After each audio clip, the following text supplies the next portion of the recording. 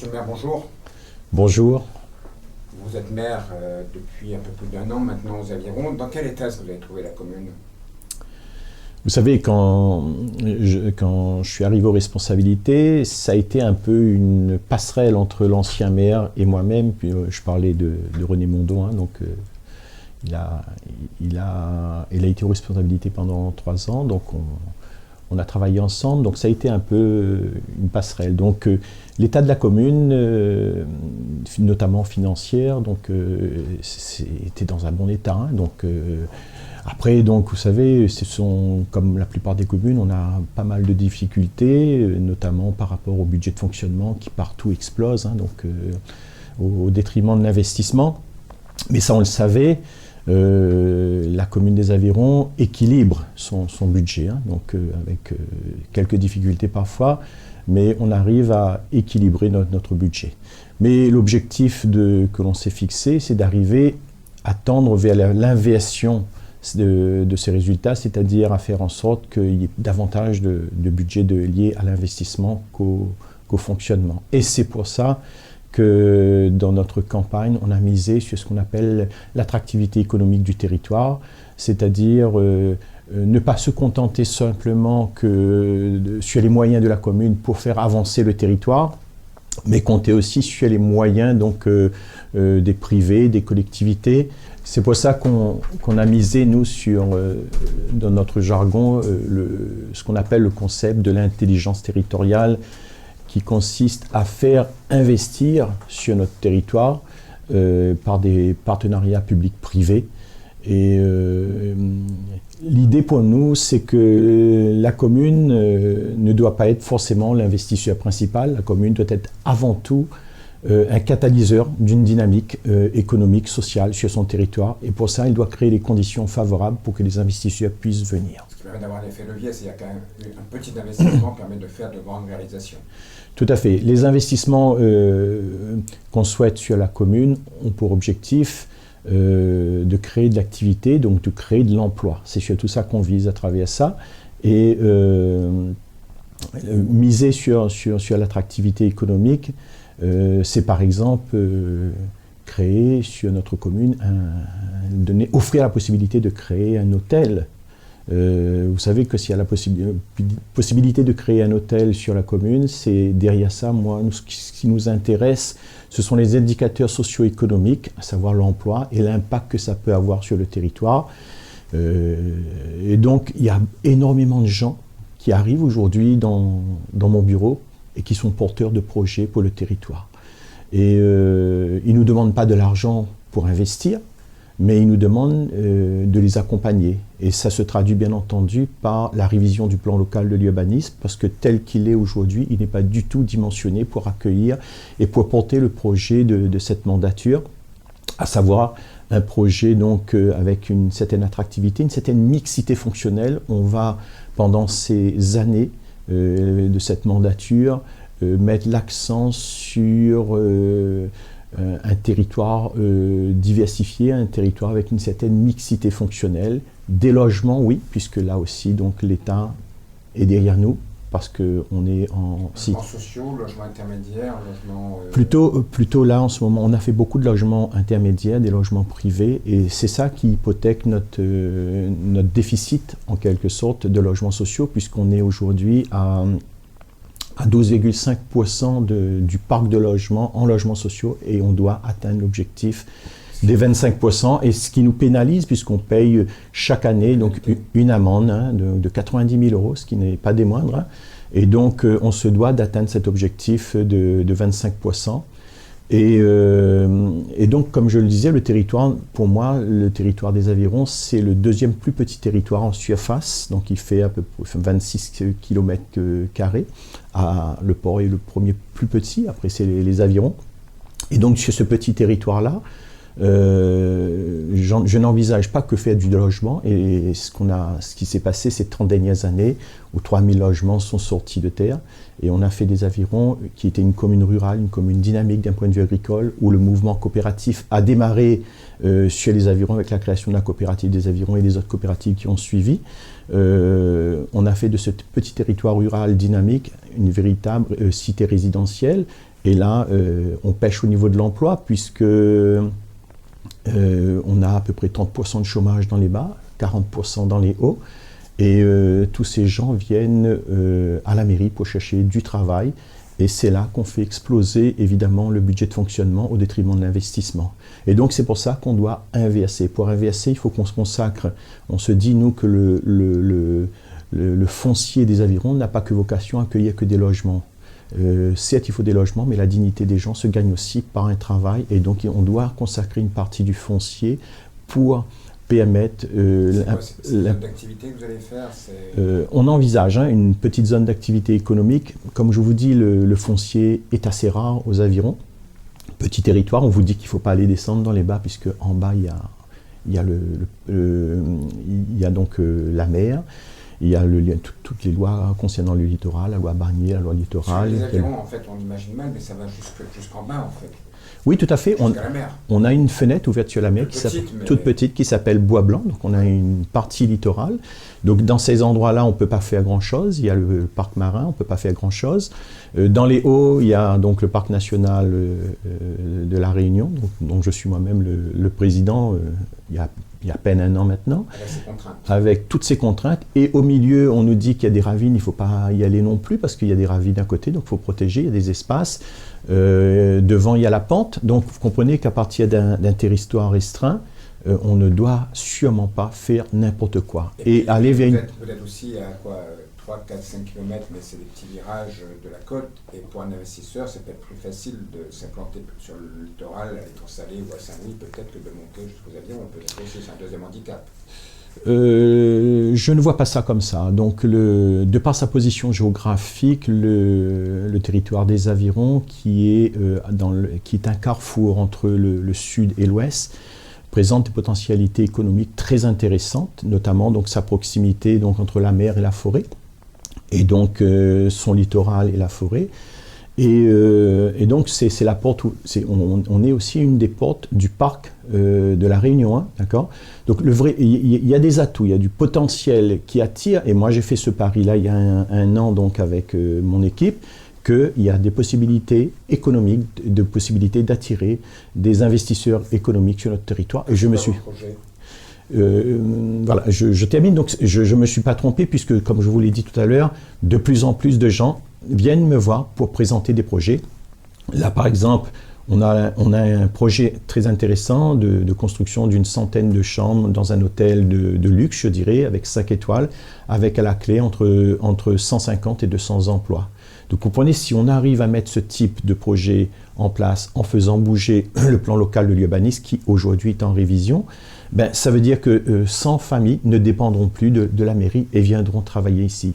Et d'un autre côté, ce que je veux dire, c'est qu'on peut contractualiser avec le porteur de projet pour que non seulement les avironnais puissent être prioritaires dans la mesure où ils ont la formation requise pour pouvoir occuper le poste, mais également pour qu'on puisse travailler avec le territoire, c'est-à-dire les acteurs du territoire, notamment je pense aux agriculteurs, je pense aux planteurs de salades dans les Hauts-du-Tevlave qui font des salades fraîches, magnifiques, acceptables, reconnues. Hein, donc tous ces produits du terroir qu'on pourrait justement vendre dans ce type de structure et faire d'une pierre deux coups, ou bien trouver un système d'échange où là le promoteur donc, de cet hôtel puisse proposer aussi à ses clients de goûter de l'authenticité en allant visiter ces fermes dans les Hauts et rencontrer donc les producteurs de ces produits qui se trouvent dans leur assiette. Voilà ce genre de projet qu'on compte faire dans le cadre justement de ce système d'attractivité économique, d'intelligence territoriale, c'est-à-dire le faire. On a d'autres, on envisage aussi bien sûr de la mise en place d'un EHPAD. Pourquoi un EHPAD? Parce que ça répond à un réel besoin. Vous entendez. C'est de plus en plus important ce besoin. Tout à fait, parce que vous voyez, en fin de compte, ce qui se passe, c'est que vous voyez dans la presse, on entend souvent parler des EHPAD marrons. Mais la vraie question qu'il faut se poser, c'est pourquoi on en est arrivé à avoir des EHPAD marrons. C'est un décalage total entre l'offre et la demande. Depuis 1950 à aujourd'hui, les Réunionnais et réunionnaises ont eu facilement 30 ans d'espérance de vie, ce qui fait plus d'une génération qui est de 25 ans. Donc on doit se poser la question aujourd'hui, où c'est qu'on va demain loger ces personnes âgées. Et alors il y a une population qui vieillit. Voilà, et donc quand cette population vieillit, puisque donc on a acquis facilement 30 ans d'espérance de vie, il y a des maladies donc, qui apparaissent, maladies dégénératrices donc, qui apparaissent, je pense en l'occurrence au Alzheimer, je pense en l'occurrence au Parkinson, des maladies qu'on ne voyait pas avant, mais c'est dans l'âge hein, qu'on voit apparaître ces maladies-là. Et donc on se doit sur chaque commune, je ne parle pas seulement pour les avirons, sur chaque commune, d'avoir ce type de structure d'accueil. Pourquoi je dis ça? Parce qu'il est inhumain aujourd'hui de prendre une personne âgée, nos parents, nos grands-parents, et de les mettre, pour une commune comme les Avirons, de les mettre sur Saint-Joseph ou à Saint-Pierre ou à Saint-Paul, avec des visites très très peu de la famille. Ce qui compte dans ces familles-là aujourd'hui, c'est quand ils sont dans ce type de structure, c'est de pouvoir quand même voir leurs enfants et leurs petits-enfants. Et là, il y a une coupure, si on voit une fois tous les 15 jours. Donc il y a cette dimension donc, humaine-là qu'il faut rétablir. Et je pense que chaque territoire doit être en mesure de pouvoir faire vivre leurs aînés sur ce territoire. Parce que si on réussit à mettre ce type de structure comme un EHPAD sur la commune des Avirons par exemple, eh bien on va reproduire l'ambiance du village dans cet EHPAD puisque ces gens, nos parents et grands-parents vont retrouver hein, leurs amis d'enfance à l'école, leurs voisins, etc. Et donc il y a une continuité du fonctionnement donc, de cette ambiance de village au sein même de cette structure d'accueil. Et pourquoi pas inclure dans cette structure donc, de personnes âgées une crèche pour garder justement ce lien intergénérationnel parce que ces personnes âgées sont très sensibles quand elles vieillissent à tout ce qui est enfant, petit enfant, tout ça. Donc ça les stimule davantage. Et alors au niveau des équipements même de la commune, des routes, des écoles, etc., est-ce que vous avez des projets Alors, depuis que nous sommes arrivés, nous avons déjà œuvré dans ce sens, notamment concernant les routes, puisque nous avons réalisé, déjà refait totalement donc, le chemin Gastelier, qui nécessitait donc une réfection totale. Nous avons fait aussi le chemin du lycée. Nous avons refait aussi le chemin des ananas. Et il y a d'autres projets cette année, hein, je pense en l'occurrence, on ne peut pas tout faire dans la même année, donc on a tout un programme. Je pense cette année, donc on va se lancer sur le chemin des Acacias au Tevla, qui est complètement abîmé, et donc on va refaire totalement cette chaussée. On est aussi, donc ça c'est pour la partie haute, pour la partie basse du côté de Bois-Blanc, donc on va refaire complètement le chemin La Pointe, qui concerne le petit village de Bois-Blanc, où il y a une piste qui n'a jamais été modernisée, et aussi le chemin pavé qui est prévu aussi. Je pense aussi au désenclavement des familles qui se trouvent sur le Brûlé, dans le sentier Carméry, qui est un sentier où aujourd'hui les familles sont transportées à dos d'homme quasiment quand il s'agit de rentrer dans une ambulance. Et j'imagine toutes ces personnes âgées qui descendent avec un bac de gaz plein, etc. Donc ils ont des difficultés. Et ces gens-là ont l'eau et l'électricité aujourd'hui? Ces gens ont toujours eu l'eau et l'électricité. Ce qui leur manque aujourd'hui, c'est un véritable chemin. Et donc là, l'étude est quasiment bouclée pour pouvoir désenclaver la totalité de ces familles. Une chose qui est importante pour nous dans le cadre de ces travaux, notamment routiers, c'est qu'à chaque fois quand on va se lancer sur ce type de chantier, de réfection totale d'une route, ou bien de chemin nouveau, c'est d'incorporer la dimension paysagère, c'est-à-dire de faire en sorte que ces câbles électriques, tous ces réseaux divers soient enfouis une bonne fois pour tout pour qu'on ne revienne pas dessus et puis pour qu'on puisse donner une certaine valeur à nos paysages. Ce qui gâche... Quand il y a un cyclone, tout ça... Tout à fait, ça fait aussi une protection quand il y a un cyclone. Et donc, par exemple, le village du Tevlav, aujourd'hui, on envisage l'enfouissement des câbles électriques progressivement. Donc on travaille beaucoup avec le Sidelec sur ce sujet-là. Donc on compte bien entendu enfouir ces câbles électriques-là. Vous êtes peut-être aussi conseiller général. Souvent dans la population, les gens ont du mal à comprendre pourquoi est-ce qu'il y a un cumul de mandats, qu'on soit en même temps maire, conseiller général. Expliquez-nous quel intérêt il peut y avoir. Oui, je peux comprendre l'inquiétude des citoyens par rapport à cette histoire de cumul de mandats. mais le poste de conseiller départemental, il est important pour notre commune. Aujourd'hui, je voudrais vous laisser un exemple très simple, c'est que si on n'est pas là pour défendre notre commune, personne ne le fera à notre place. Il faut savoir, les moyens financiers sont assez rares aujourd'hui. Il faut se battre, il faut être là, il faut être déterminant et convaincant pour pouvoir arracher les moyens nécessaires aux différentes collectivités pour faire avancer sa commune. Je prends le cas, par exemple, du collège, le collège des Avirons. Donc le collège est une compétence du département.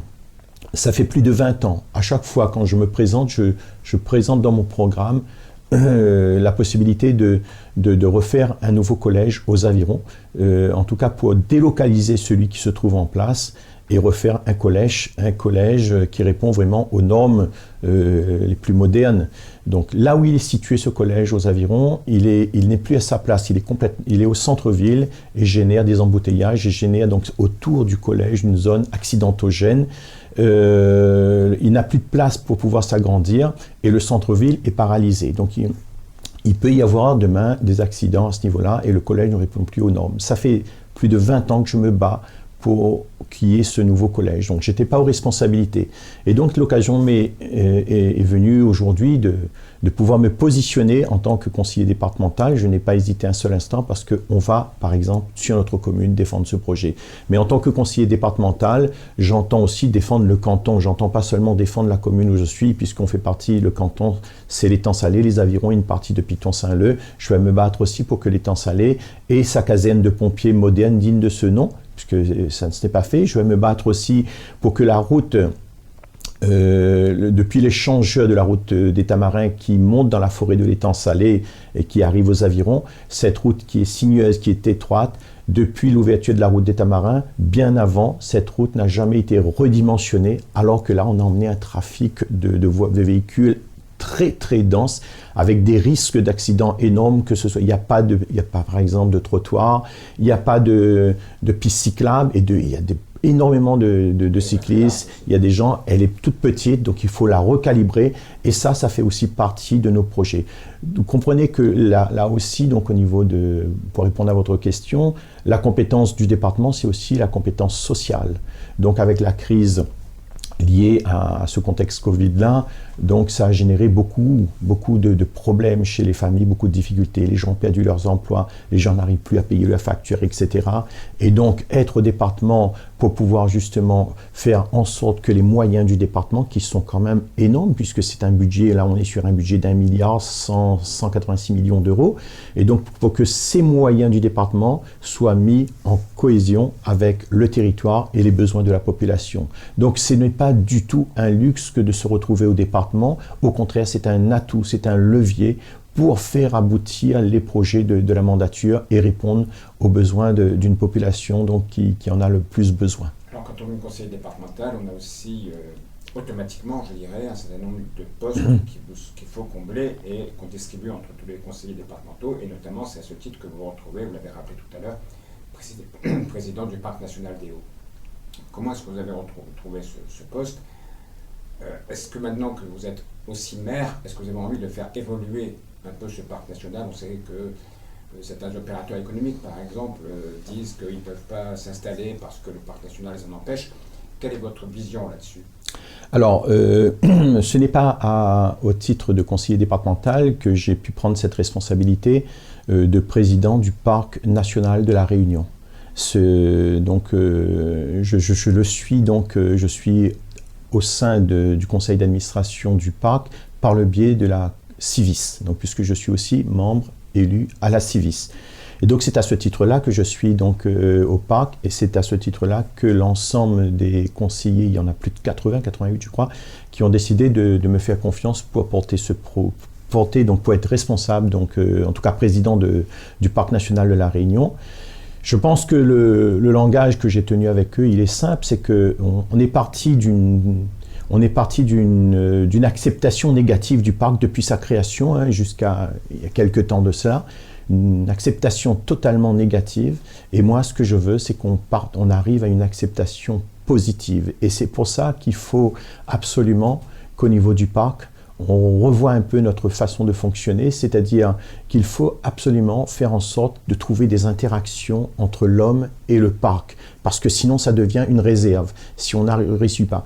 Le parc est une source d'emploi durable, mais il faut se positionner, il faut trouver le créneau qu'il faut. Hein. Un équilibre. Je prends un exemple tout simple. Hein. Donc, vous savez, de plus en plus, les gens ont recours à des médecines dites traditionnelles, des médecines à base de tisane, etc. C'est des choses qui fait avancer et qui se développent de plus en plus. On a besoin de ces plantes endémiques, beaucoup de plantes qui ont des facultés donc, en termes de médicinales, je dirais. Et on ne peut pas laisser les gens aller faire la cueillette comme ça. Donc, par contre, il y a des gens, des tisaneurs qui sont formés et qui connaissent très bien la nature. Rien ne nous empêche de pouvoir établir une convention avec eux pour qu'ils puissent aller à la cueillette de ces plantes-là tout en les protégeant et en faisant le lien aussi avec la population. Le parc, c'était une source de divertissement, c'est une source d'attractivité. Et donc, il faut qu'il y ait des projets qui émergent tout dans le respect de cette biodiversité. Parce qu'il était nécessaire d'arriver à la création de ce parc-là, parce que l'homme, depuis la colonisation de l'île, il a emmené trop, il a fait trop de dégâts. Ça a commencé dans les années 1720 avec l'arrivée des 6 petits plants de café moka venant du Yémen. À partir de là, donc, on a défriché on a détruit toute la biodiversité depuis Saint-Paul jusqu'à Sainte-Marie à la hache. Ensuite est arrivé dans les années 1720 la canne à sucre. La canne à sucre, pareil, on est monté un peu plus haut donc, sur les terres. Et là, donc, ça a été cette monoculture entraînée, bien entendu, une baisse de la biodiversité aussi bien florastique que faunastique. Et enfin, fin 1800, quand Boisjoli-Potier met en œuvre le concept d'alambic dans sa cheminée. Et là, donc, ce sont les plantes à parfum qui sortent. Et les petits blancs. Et voilà, à cette époque, les petits blancs qui quittent les ravines comme Grand Bassin partout pour venir défricher les plateaux. Et cette fois-ci, ils ne sont pas allés de main morte puisqu'ils sont allés sur carrément les cultures sur brûlis. C'est-à-dire qu'on mettait complètement le feu à la forêt pour pouvoir planter derrière. Je vous imaginez quand même l'impact qu'il y a eu sur cette baisse de la biodiversité. Et oui, effectivement, le cryptoméria qui arrive. Et là, vous soulevez un problème important pour nous, par exemple, aux avirons. Il faut savoir qu'avant, dans les années 1925-1930, 65% des sources de la micro-région ouest, c'est-à-dire de Saint-Paul jusqu'au Mac, étaient situées au Tevlave. Et aujourd'hui, on refoule de l'eau en altitude vers le Tevlave. Donc il s'est passé quelque chose. Et je pense... Vous refoulez parce qu'il n'y en a plus.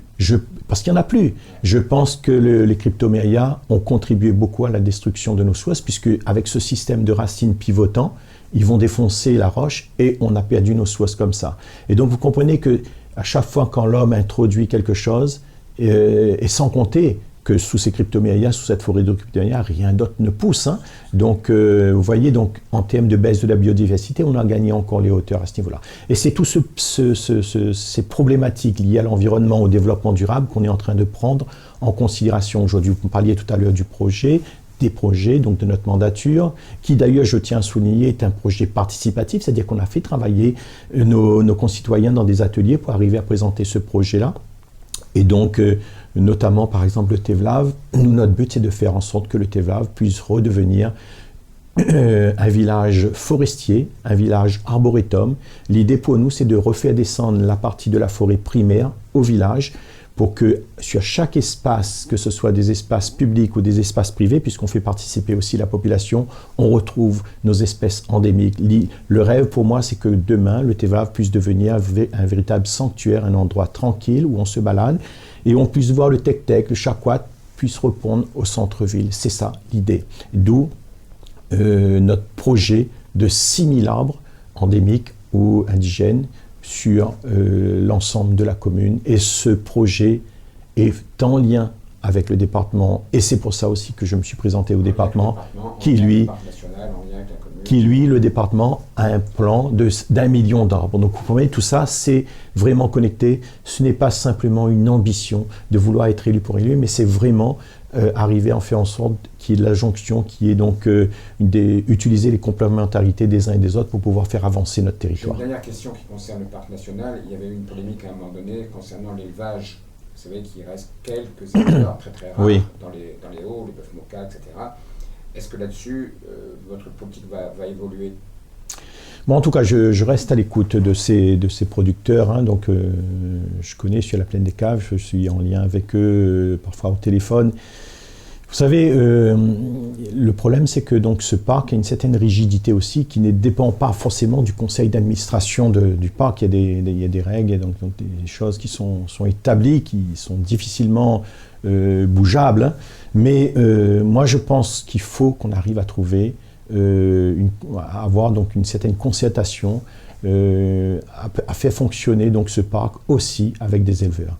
Mais là, ça demande des efforts, certes de la part du parc national de la Réunion, mais également aussi de la part de ses producteurs, parce qu'ils ne pourront pas fonctionner comme ils pouvaient le fonctionner à un moment donné, parce que ces animaux-là ne restent pas forcément là où il faut rester. Ces animaux sont prêts à aller beaucoup plus loin dans la forêt, et c'est là qu'il y a des dégâts. Moi, je pense que en bonne intelligence, on devrait pouvoir trouver donc un compromis pour que cette interaction entre l'homme et le parc puisse véritablement fonctionner. Très bien. Mais écoutez, je pense qu'on a une vision un peu plus précise maintenant de ce qui se fait aux avirons. Et je vous propose qu'on se revoie régulièrement pour voir l'avancée de ces travaux. Merci en tout cas de m'avoir invité.